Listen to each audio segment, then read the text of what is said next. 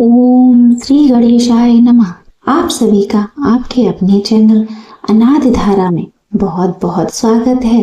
आपका दिन शुभ हो और भगवान श्री गणेश जी की कृपा सदा आप पर बनी रहे।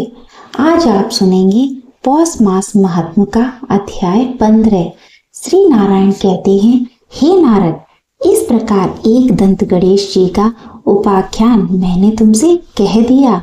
अब और क्या सुनना चाहते हो वह भी बताओ। तब नारद जी ने निवेदन किया कि हे प्रभु, यह तो आपने अत्यंत अनुपम कथा कही है। श्री गणेश्वर के ऐसे ऐसे गोपनीय चरित्रों के कथन में आप ही समर्थ हैं। हे नाथ, अभी अनेक चरित्र श्रवण से मेरा मन भरा नहीं है, अतः आप और भी कोई चरित्र उनमें संबंधित हो तो कहने की कृपा करें।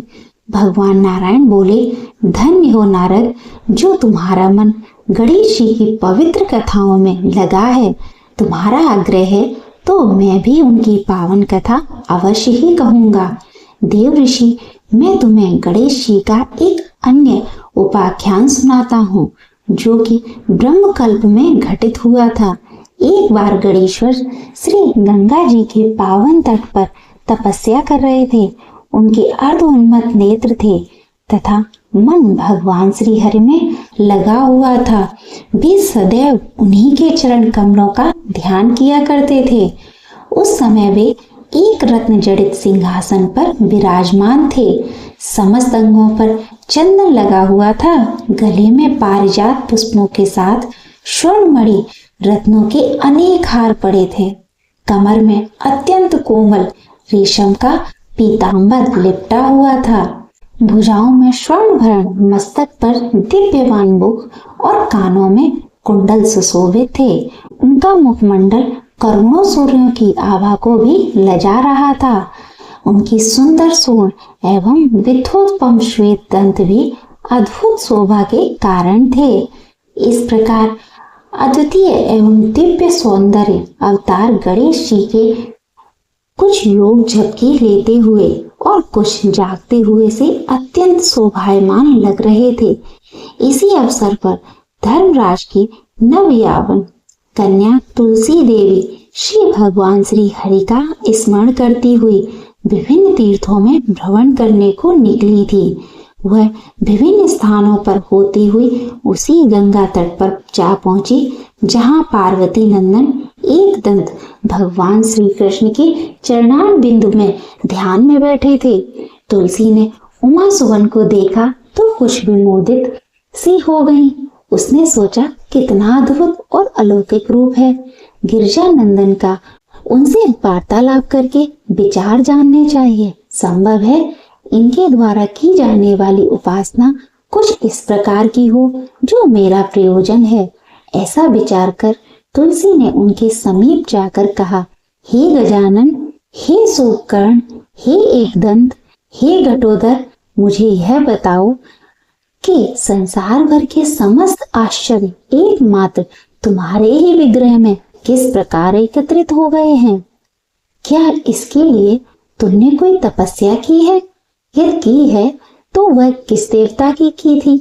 गणेश्वर तुलसी को देखकर अचकचाए और सोचा, यह कौन है? मेरे पास आने का क्या प्रयोजन है इसका?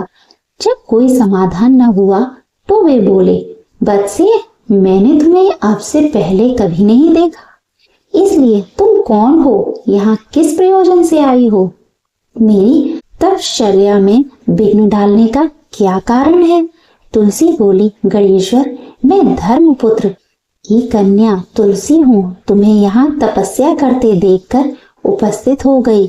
यह सुनकर पार्वती नंदन ने कहा, माता, तपस्या में विघ्न कभी भी उपस्थित नहीं करना चाहिए। इससे सर्वथा अकल्याण ही होता है। मंगल में भगवान तुम्हारा मंगल करें। अब तुम यहाँ से चली जाओ। यह सुनकर तुलसी ने अपनी व्यथा कही। पार्वती तनय, मेरी बात सुनो। मैं मन अनुकूल वर की खोज में ही इस समय तीर्थटन कर रही हूँ।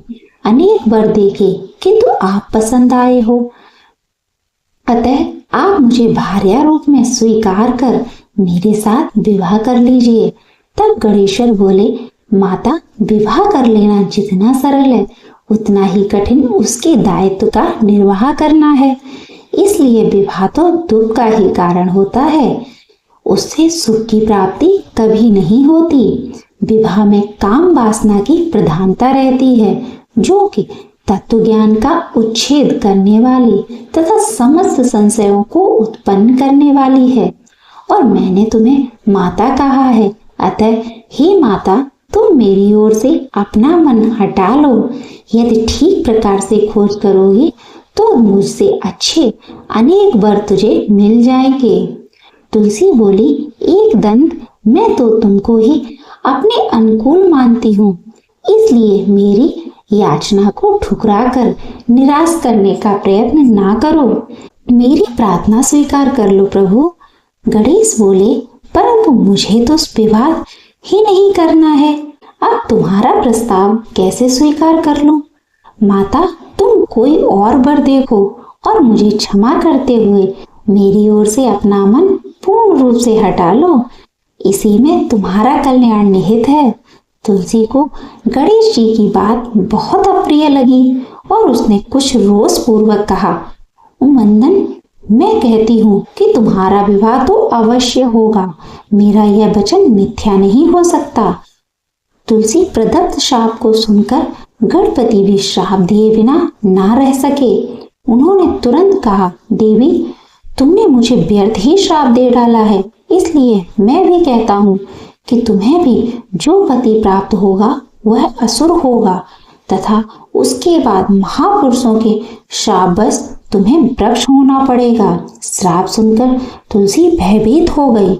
उसने गणेश्वर की स्तुति की, हे गणराज, हे एकदंत, हे रंग, मुझ पर कृपा कीजिए, मेरे अपराध को क्षमा करके दया दृष्टि से देखिए। हे प्रभु, आप तो सभी विघ्नों का नाश करने वाले हैं, मुझे भी जिन विघ्नों की प्राप्ति होने का श्राप आपने दिया है उनका निवारण भी आप ही कर सकते हैं। हे दुखनाशक, दुखों को दूर कर दीजिए। तुलसी के विनय सुनकर गणेश्वर प्रसन्न हो गए। उन्होंने उसे आश्वासन दिया, देवी, तुम समस्त सौर भवन पुष्पों की सारभूत बनोगी। कालांश से भगवान श्री नारायण की प्रिया बनने का सौभाग्य भी तुम्हें प्राप्त होगा। यद्यप समस्त देव तुमसे प्रसन्न रहेंगे, तथापि भगवान श्री हरि को तुम्हारे प्रति विशेष प्रीति रहेगी। नरलोक में मनुष्यों को तुम्हारे माध्यम से भगवान श्री कृष्ण की भक्ति करने पर उनके सुधाम की अथवा मोक्ष की प्राप्ति होगी, किंतु मेरे द्वारा तुम सदैव त्यज्या ही रहोगी। गणपति से उक्त वर प्राप्त करके तुलसी अपने गंतव्य स्थान को गई और इधर गणेश्वर भी वहां से बद्रीनाथ के समीप तपस्या के लिए चले गए। अब नारद जी ने प्रश्न किया कि हे प्रभु, तुलसी को किस वर की प्राप्ति हुई और वृक्ष भाव में वह कब स्थित हुई, यह भी बताने की कृपा करें। तब श्री नारायण ने कहा, हे नारद, कालांतर में वही तुलसी वृंदा हुई और दानवराज शंखचूर्ण की भार्या बनी। यह शंखचूर्ण पूर्व जन्म में भगवान श्री कृष्ण का पार्षद सुदामा था, जो राधा के शापवश असुर योनि को प्राप्त हुआ था। वह शंखचूर्ण भरिया भगवान के कालांश से वृक्ष भाव को प्राप्त होती हुई श्री हरि की परम प्रिया हुई। इसलिए भगवान गणेश की पूजा में तुलसी अर्पित नहीं की जा सकती। देव ऋषि नारद ने फिर से प्रश्न किया, हे प्रभु, भगवान गणेश जी सर्वप्रथम पूजा प्राप्ति के अधिकारी हैं। किसी भी देवता की पूजा करो, पहले उन्हीं को पूजना होगा। अब यह बताने की कृपा कीजिए कि गणेश जी को प्रथम पूजा का अधिकार किस प्रकार प्राप्त हुआ। इस विषय में मेरी बुद्धि मोह को प्राप्त हो रही है कि सृष्टि रचयिता ब्रह्मा जी, पालन करता भगवान नारायण और संहार करता शिव जी में से किसी को प्रथम पूजा का अधिकारी क्यों नहीं माना गया। यह त्रिदेव हेतु सबसे बड़े देवता माने जाते हैं। तब श्री नारायण ने कहा, हे नारद, यह भी एक रहस्य ही है। देखो, अधिकार मांगने से नहीं मिलता, इसके लिए योग्यता होनी चाहिए। संसार में अनेकों देवी देवता पूजे जाते हैं। पहले जो जिसका इष्ट देव होता है वह उसी को पूजा किया करता है। इससे बड़े देवताओं के महत्व में कमी आने की आशंका उत्पन्न हो गई। इस कारण देवताओं में परस्पर विवाद होने लगा। वे उसका निर्णय प्राप्त करने के लिए शिव जी के पास पहुंचे और प्रणाम करके पूछने लगे, प्रभु, अब हम सब में प्रथम पूजा का अधिकारी कौन है? शिव जी सोचने लगे कि किसे प्रथम पूजा का अधिकारी माने। तभी उन्हें एक युक्ति सूझी और वे बोले, देवगण, इसका निपटारा बातों से नहीं तथ्यों से होगा। इसके लिए एक प्रतियोगिता रखनी होगी। देवगण उनका मुख देखने लगे और संकेत हृदय से यह सोचते हैं कि कैसी प्रतियोगिता रहेगी। यह शिवजी ने उनके मन के भाव ताड़ लिए, इसलिए सांत्वना भरे शब्दों में वे बोले, घबराओ मत, कोई कठिन परीक्षा नहीं ली जाएगी। बस इतना ही कि सभी अपने अपने वाहनों पर चढ़कर संसार की परिक्रमा करो और फिर यहाँ लौट आओ। जो पहले लौटेगा वही सर्वप्रथम पूजा का अधिकारी होगा। अब क्या देर थी, सभी अपने अपने वाहन पर चढ़कर दौड़ पड़े। किसी का वाहन गजराज था तो किसी का सिंह, किसी का भैंसा तो किसी का मृग, किसी का हंस तो किसी का उल्लू, किसी का अश्व तो किसी का श्वान। अभिप्राय यह है कि वाहनों की विविधता के दर्शन उस समय जितने भले प्रकार से हो सकते थे उतने अन्य समय में नहीं। सबसे गया बीता वाहन गणेश जी का था, मूषक। उसे चूहा भी कहते हैं। ऐसे वाहन के बल भरोसे इस प्रतियोगिता में सफल होना तो क्या सम्मिलित होना भी हास्यप्रद था। गणेश जी ने सोचा, छोड़ो, क्या होगा प्रतियोगिता में भाग लेने से, हम तो यहाँ बैठे रहकर ही तमाशा देखेंगे। वे बहुत देर तक विचार करते रहे। अंत में उन्हें एक युक्ति सूझी। शिव जी स्वयं ही जगत आत्मा है, यह संसार उन्हीं का प्रतिबिंब है, तब क्यों ना इन्हीं की परिक्रमा कर दी जाए।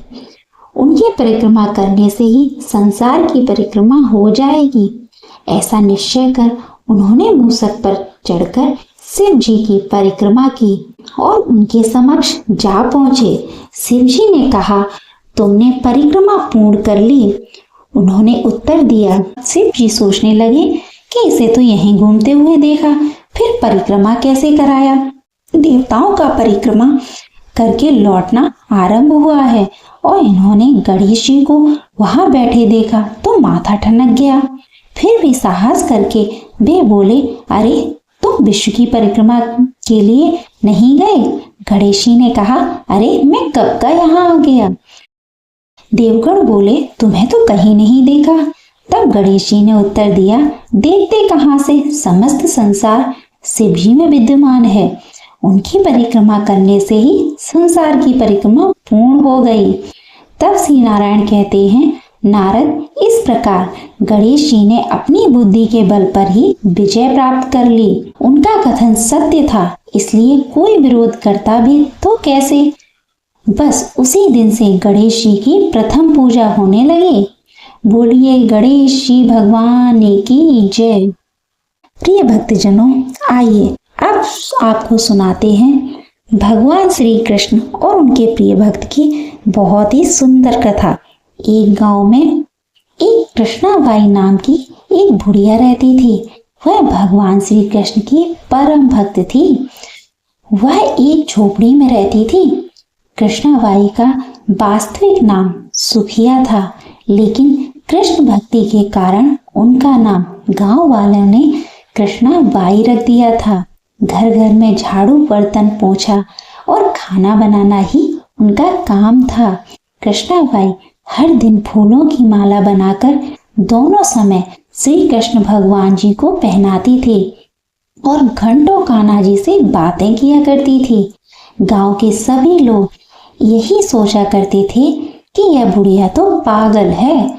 प्रिय भक्तों, एक रात की बात है। श्री गणेश जी बुढ़िया माई के सपने में आकर अपने भक्त कृष्णाबाई से बोले, हे कृष्णाबाई, गांव में बहुत बड़ा भूचाल आने वाला है, तुम यह गांव छोड़कर दूसरे गांव चली जाओ। बस फिर क्या था, मालिक का आदेश था। कृष्णाबाई ने अपना सामान इकट्ठा करना शुरू कर दिया और गांव वालों को भी बताया कि कल सपने में कान्हा जी आए थे और बोले थे कि बहुत प्रलय होने वाला है, बहुत प्रलय होने वाली है, गांव छोड़कर पास के गांव में चली जा।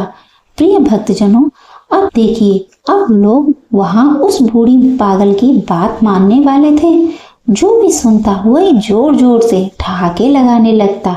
इतने में कृष्णाबाई ने एक बैलगाड़ी मंगवाई और अपने कान्हा जी की मूर्ति ली और अपने सामान की गठरी बांधकर बैलगाड़ी में बैठ गई। गांव के लोग उनकी मूर्खता पर हंसते रहे, पर कृष्णाबाई जाने लगी।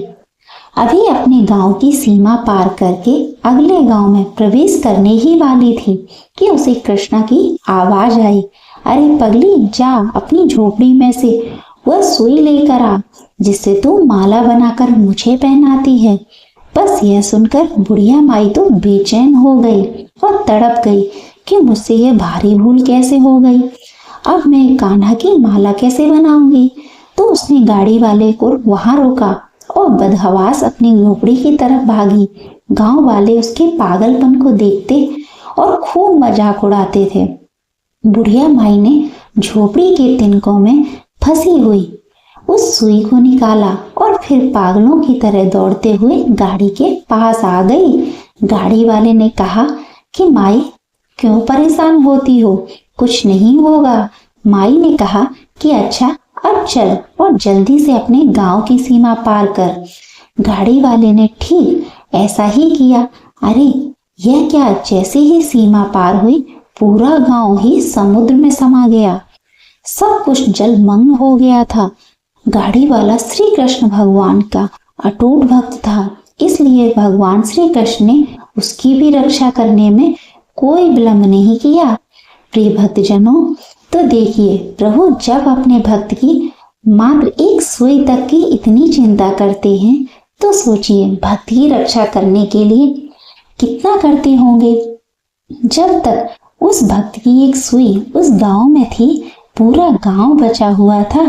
इसलिए कहा जाता है कि भरी बदरिया पाप की, बरसन लागे अंगार, संत न होते जगत में जल जाता संसार।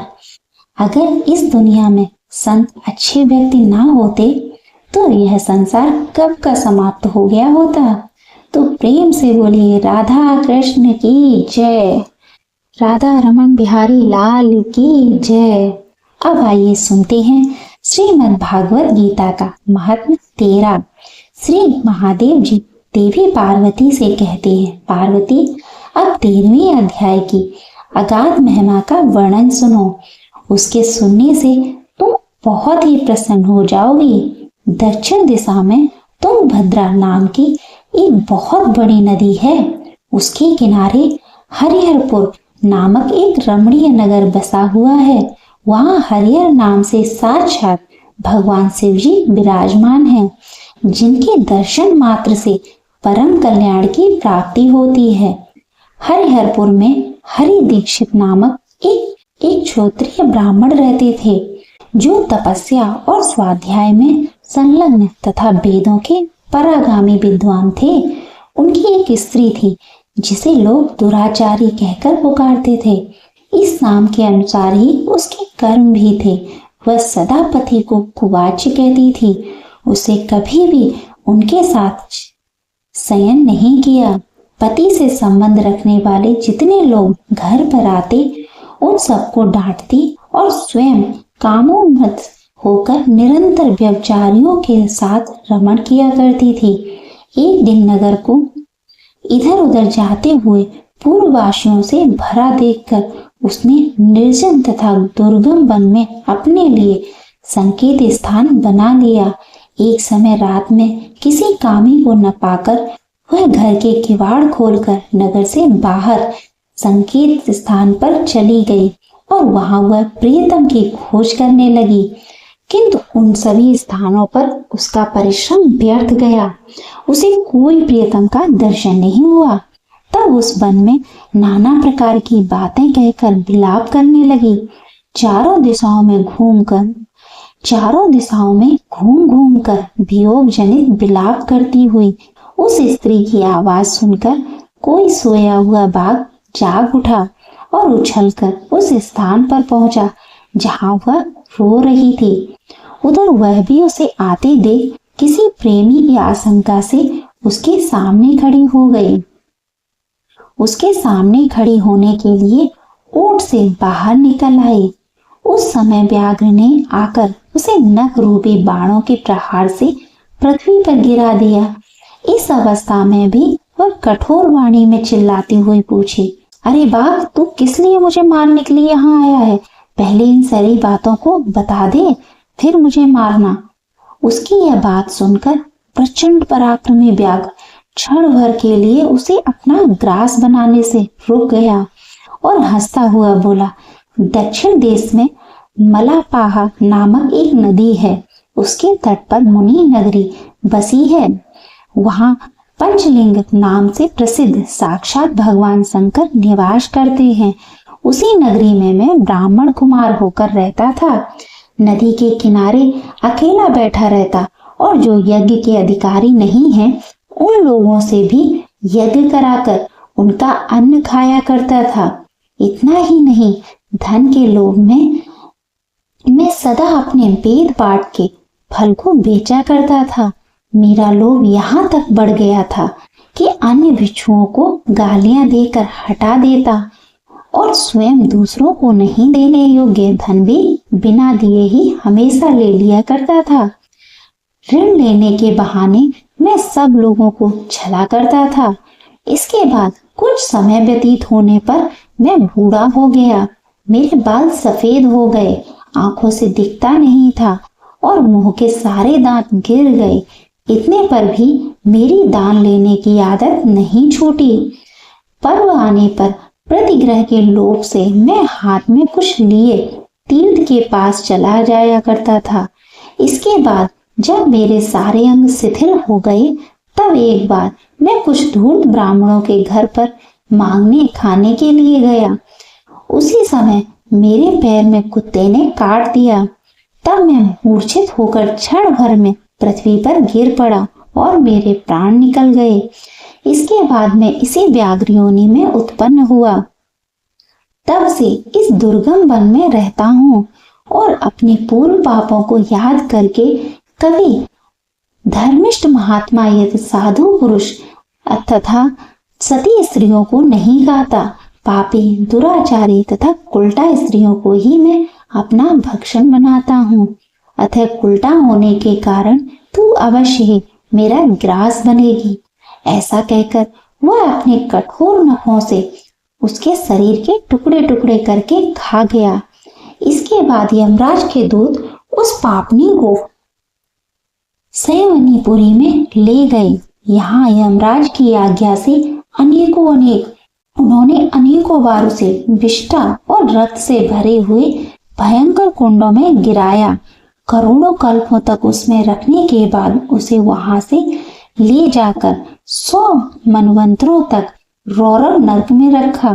फिर चारों ओर मुंह करके दीन भाव से रोती हुई उस पापनी को वहां से खींचकर दहनानंद नामक नरक में गिराया। उस समय उसके केस खुले हुए थे और शरीर भयानक दिखाई देता था। इस प्रकार घोर नरक यातना भोग चुकने पर वह महापापनी इस लोक में आकर चांडाल योनि में उत्पन्न हुई। चांडाल के घर में भी प्रतिदिन बढ़ती हुई वह पूर्व जन्म के अभ्यास से पूर्ववत पापों में प्रवृत्त रही। फिर उसे कोढ़ और राज यक्ष्मा का रोग हो गया। नेत्रों में पीड़ा होने लगी। फिर कुछ काल के बाद वह पुनः अपने निवास स्थान हरिहरपुर को आ गई, जहां भगवान शिव के अंतःपुर की स्वामिनी जगदम्बिका देवी विराजमान है। वहां उसने वासुदेव नामक एक पवित्र ब्राह्मण का दर्शन किया, जो निरंतर गीता के 13वें अध्याय का पाठ करता था। उसके मुख से गीता का पाठ सुनते ही वह चांडाल शरीर से मुक्त हो गई और दिव्य देह धारण करके स्वर्गलोक को चली गई। जय श्री कृष्ण। श्रीमद् भागवत गीता का महात्म्य 13 संपूर्ण हुआ। अगर आपको यह वीडियो अच्छी लगी हो तो वीडियो को लाइक करके चैनल को जरूर सब्सक्राइब करें और घंटी का बटन अवश्य दबा दें और कमेंट में श्री लक्ष्मी नारायण भगवान जी की जय भी लिखिए। इसी के साथ आज आपने लिखिए हर हर महादेव। जय श्री कृष्ण।